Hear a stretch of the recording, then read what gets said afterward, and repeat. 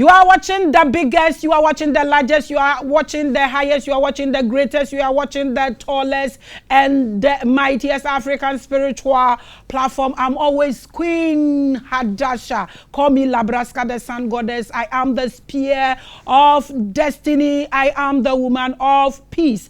I preach liberation of our continent and individual consciousness. That's what we do here. We are purely educational platform. We care about your individual soul. And today is a great day. We have one of the people I love. If you are in Ghana, you know I love creationists. Just that I can't practice. It's just difficult for me. So I love their knowledge. I tap into it anytime they are here. But for me to enter, that's where the problem is. But don't worry. You just enjoy the knowledge, because knowledge is power and knowledge is everything. In case today happens to be your first time on this biggest platform, I welcome you. We are called Consciousness Family, and individual of us is called the Pearls. I'm always your annoying host. Call me Maame Grace, call me Revelations. In fact, let's welcome our beautiful, do we use beautiful for a man? Anyway, let's welcome our beautiful guest for today. The name, Abi, you know that. I welcome you. Thank you so much for having us today. So today is your first time. So please introduce yourself to the public. Tell us who you are, where you came from, and why you are here. Welcome everyone. My name is Keshava Swami. I was born in London, although my parents are from India, my mother from East Africa. And when I was about 15 or 16, I went on a spiritual search to try to understand the meaning of life. And after graduating from university at the age of 21, I decided to travel to India for 6 months and live as a monk. And it touched my heart and became my calling in life that I continued on. And so for the past 22 years I've been living as a monk, traveling the world and trying to share wisdom and knowledge in a way that will benefit people's lives on all levels. So happy to be with you here today. I welcome you. Abusia, we welcome our guests. So it's all about knowledge. Abi, you know that's what we do here. We disperse knowledge. It will help you to gain your consciousness. So we've welcomed our guests. I welcome you in case you just join us. We have a greater topic, but as usual, I will do my randoms with him. The topic is, what is the origin of the soul? Why is there so much suffering in the world? These are great questions. Everybody would want to know, when I die, I will go to heaven. We will go to heaven. So where did the soul come from in the first place? And where will it go? Does everybody has opportunity to go to heaven, or it's just a reward for some people for doing a particular thing? That's what we are going to discuss. But I'm going to do randoms with him before we start. Okay, so I'm going to ask you questions that are not part of your topic before we get into your topic. And I'm not going to take you out of your fraternity. You will be here. I have had about 4 of your people on this platform, and they say one thing, not being materialistic. They keep saying this. They keep saying this. So I'm going to ask you, when they say materialistic, what's the meaning of that? Thank you so much. Welcome. What we tell people is that it's not that spiritual people don't own anything, but it's that spiritual people aren't owned by anything. So even as spiritual people, we have phones, we have cars, we have houses, we function in the world, bank accounts. So we have material things and we use material things. But the idea of not being materialistic is not to allow your mind to be consumed by those things, thinking those things will actually bring you happiness. They say we're supposed to use things and love people. But nowadays what people do is they love things and they use people. So actually we're supposed to utilize material things in the purpose of serving and loving others. Okay, so it's not about having more of it.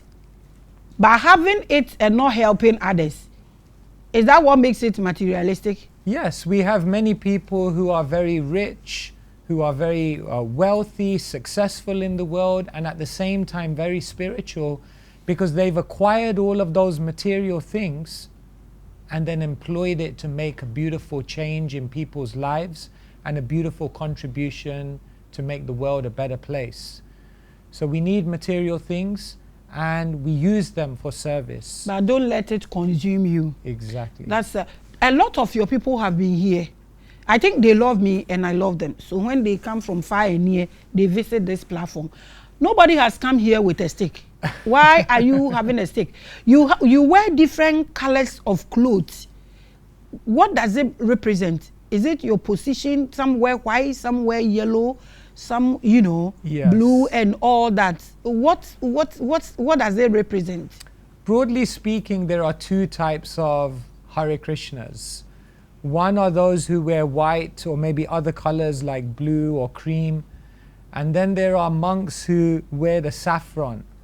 So the monks who wear the saffron, they are renunciates, celibate monks, and they live in this way in the monastery.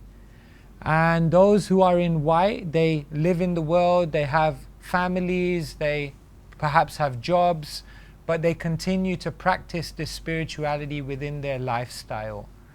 So anyone in saffron, you should understand to be a celibate monk. And some of the monks in saffron carry a stick. So this in Sanskrit is known as a danda. And this stick is made up of 3 bamboo rods. And when a monk decides to dedicate their entire life to celibacy, then they carry one of these sticks. So these sticks represent a lifelong monk. Wow. Okay, so if you are a celibacy monk, what do you do and what are you not supposed to do? So we have general principles of spiritual practices that we do every day. For example, we rise very early in the morning. By 4:30 a.m. everyone is up and functioning. The morning hours of the day are used for focusing the mind and bringing the spirit and the consciousness aligned. And then during the day as monks, we do different activities. We try to serve the world, we teach, we do philanthropic work, charity work, like that. So these are the positive activities that we do in our life. And then there are things that we avoid. For example, no intoxication. Another thing we avoid is non-vegetarian foods. Another thing we avoid is sexual activity or sexual contact with the opposite gender. And it's explained that by controlling and regulating these passions, it actually awakens one to a higher freedom, because they're no longer controlled by their mind and senses. Oh, so they're having intercourse with the opposite. Can you do with same thing? You said remember I mentioned there are 2 types of monks. So those who are in saffron, they completely avoid any sexual contact. Like Roman fathers. Yes, exactly. Hey, so you do that? Your fine face, you won't bring your kind. We don't have any sexual contact with anyone. Yes. You are watching the biggest. This is my problem. But we have another type of spiritual practitioner who wear the white, who are often married. Oh, today we are talking about you. Yes, but today we are talking about you. Today we are talking about you. Okay, so please tell me, why do everybody go to India for spirituality? Why? India is a place in which spirituality is naturally integrated into daily life. You see, sometimes when we live, especially me, in the Western world, then often people think of spirituality or religion as something they do on a Sunday. Sunday afternoon, 4 to 6, is when I do my spirituality. But in the spiritual lands like India, spirituality is a part of your daily life. When you go to sleep, you do it in a spiritual way. When you wake up and you eat in the morning, you do it in a spiritual way. When you go to work, it's all contributing to your spirituality. So India is a land of spirituality in which there's a natural lifestyle of spiritual culture. And the other reason why India is very, very powerful place is because there you can meet saints, sages, gurus, spiritually evolved personalities who can give you a deep insight. And the third reason why India is powerful is because dotted around India is you have holy places, and in Sanskrit they're called tirthas. A tirtha is basically a portal or a bridge or an entrance into eternity. And so by going to these holy places, although one is still in the material world, one can experience something of the spiritual realm. One can experience something of the spiritual realm. Let me ask my last question so we get into your topic. If I should be in India practicing all these kind of spirituality to incline into the realms of the spirit as an African, do all the world worship one God, or we have different gods that rule or regulate in every part of the world? You get my question? Beautiful question. Well, when we wake up in the morning, the sun rises. And when the sun is rising in one country, that means the sun is setting in another country. Now, according to whichever country you're in, you'll have a particular name for the sun. In England, we call it sun. In India, they call it Surya. In Ghana, you call it Area. But we're talking about the same sun. So therefore, we explain the same thing, that there's one God. There can't be two gods. If there were two gods, then there would be a competition going on. There's one God, but that one God is known by different names. And that one God, by their different names, people are connecting to different aspects of God's character. Like your viewers relate to you in a certain way according to a certain name. But then your family members may relate to you in a different way with a different name, but they're relating to the same person. And in the same way, different religions are actually approaching the same God, but just using different names, different rituals, and different culture. But essentially, they're awakening the same emotion of love for that divine. They are awakening the same emotions of the divine. So how come they have all those places in only India, not all over the world? If it's the same God, how come he is not spreading himself all over here? We don't have gurus, we don't have the same God. How come? Is it that they were able, or they had the idea to hold it and to protect it and to groom it, and some of the world left it? Or how? Is it natural that they have all these places and all these saints and all these gurus? How? If it's the same God, why has it gotten static in Egypt, India, and we are here? Why? Very good question. Well, that same God actually sends messengers all around the world, and therefore you find the Christian religion or the Muslim religion or the Jewish religion, these are all connected to the same God, and therefore that same God also appears around the world in different places. Now you may say that sounds okay, but still you're explaining that India is the center, India is where the spiritual places are. Thousands and thousands of years ago, the earth was very, very different to how it is now. Over thousands of years, the plates moved, the earth as we see it today formed in different continents. But many, many thousands of years ago, the earth was actually one. It was one empire and one land, one spiritual tradition. And eventually, and the center of that spiritual tradition was what we know today as India. But at that time it was one land. And gradually what happened over time is that different countries, different continents, different cultures formed. And therefore we have different traditions now as we see in the world. But essentially there's a oneness of spirituality, even though we say that the center of it is India, that does not make it sectarian, because essentially we understand that all parts of the world are connected to India. And last question. When you keep saying spirituality, define spirituality. Spirituality means that which is beyond the material. The material means 5 elements: earth, water, fire, air, ether. And most of the world is only dealing with material elements, material phenomena, material ideas, ambitions. But when we talk about spiritual, we talk about trying to explore what is beyond these material elements and this world which is made of these 5 elements, and understanding what more there may be that's moving and animating this world with consciousness. So what does it benefit the world if they should move with consciousness?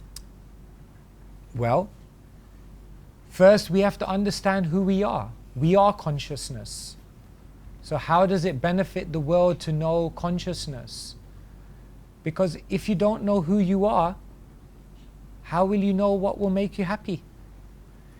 If you have a phone and you go into the shop and you tell the shopkeeper, I need a new battery, the very first question he's going to ask you is, what model phone do you have? Because he can give you a battery, but if he doesn't know the model, the battery may not work. So in this world, people don't know who they are. They don't know that they're a spiritual being. They don't know that they're pure consciousness. They don't know that there's something beyond the material. And therefore 99.9% of the people are chasing material pleasure, not realizing that if you're a spiritual being, no matter how many material pleasures you get, it won't satiate the heart. So our basic point is, if you know who you are, then you will understand what will make you happy. Exactly. You are watching the biggest and the largest. This question has got nothing to do with you. In fact, it's somebody's question. And I think I should ask you. I'm going to ask 3 great people to get a greater answer for the fellow. But I think I should ask you. Okay, so this is it. The person said that she lost her husband. And now she wants to marry another man. And they are telling her that spiritually, the one she's supposed to marry, if she marry that one and has the first intercourse with the one she wants to marry, the man will die. So she actually has to have intercourse with another man before going to marry the second man he wants to marry. Spiritually, in your fraternity, how do you address this issue? Yes.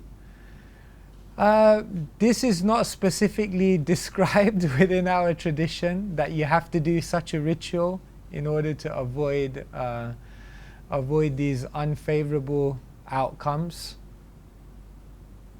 Our main consideration when coming together with someone, when deciding who to marry, when deciding what kind of relationship to enter, our main consideration is, how can we help and serve each other in order to ultimately serve the divine in a better way?